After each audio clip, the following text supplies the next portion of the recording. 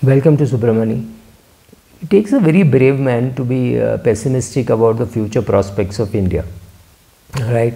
And you've all heard the statement that India is a country which disappoints the optimist and the pessimist, right?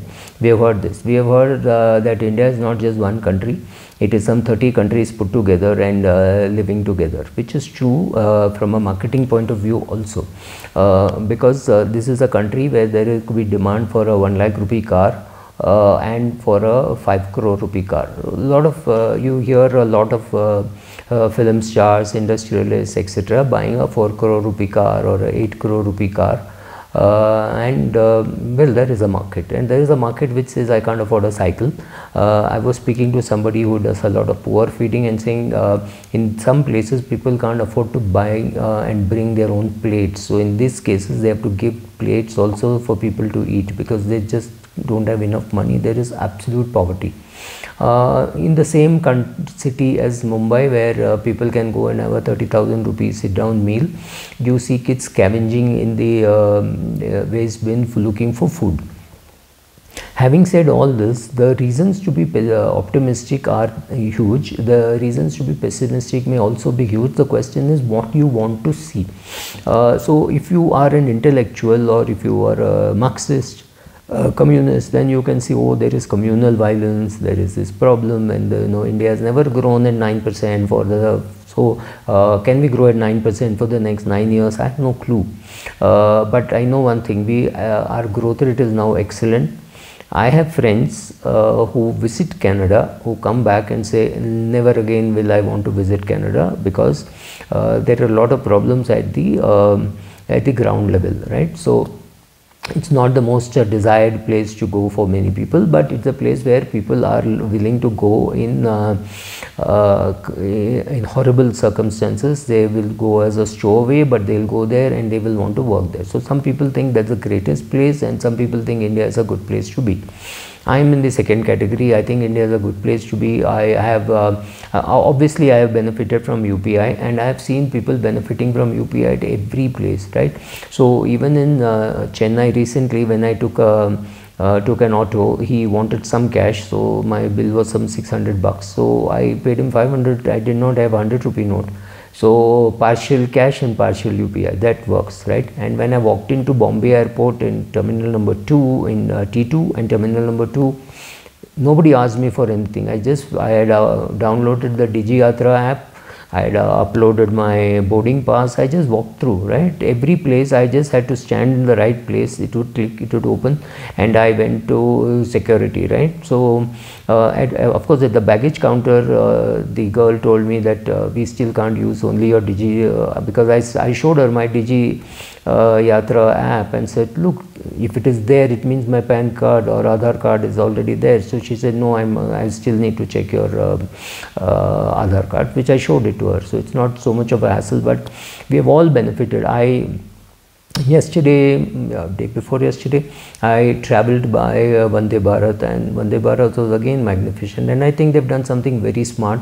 They have literally outsourced the food to packaged food. So if you can't really complain too much about food, so the snacks which come to you are all 5, 6, 7 packets, right? Your soup is a packet which comes to you. You put the soup and they just add the water. So there is very little you can complain about it. So the safety system, the door does not open at the station till the driver controls it. So the driver stops, presses a button, and then the button opens, and then the door opens. So we have all benefited by technology. We have, these YouTube videos are being made to you on phone perhaps assembled in India. And you see all these things happening. So am I optimistic about India? Yes. Am I seeing, I just heard that the projected tourists for UP this year would be upwards of 35 crores. Yes, you heard it right, 35 crores, whereas it was something like 7-8 crores for Goa. Am I saying Goa figure is bad? No, I'm saying that once the Ayodhya temple is launched, I'm sure a lot of us, including me, would want to visit it, and therefore along with it I visited Varanasi, I visited Ayodhya, I visited all these places, but Varanasi, Kanpur and what was that? Yeah, Kanpur is where I think no, Lucknow, Kanpur, and all were places where I went for a lecture. I did not go as a tourist, and I think it's a fantastic place to go as a tourist. So if you are able to attract 35 crore tourists, it's just because you have better roads, you have better airports, and the infrastructure story in India. In fact, I think 100 years later, Mr. Modi will be called as the infrastructure man more than anything else. The kind of things that are happening, I have lots of reasons to be optimistic. You can choose whether you want to be optimistic or you want to be a pessimistic. I'm happy with the quality of healthcare that I get. I'm happy with the quality of roads that I have, the planes, the service, the taxis, the UPI. I really don't miss much, and in fact I think being in India also gives me the choice of doing a lot of work at home or outsourcing it, right?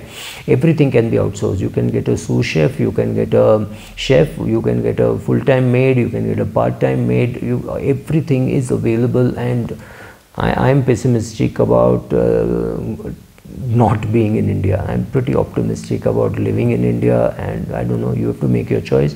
I'm invested at least 95% or 92% at least in India, but vote correctly. Make sure that you give a green tick to the infrastructure development, and well, I'm not actually pitching for votes, so let me not make it political.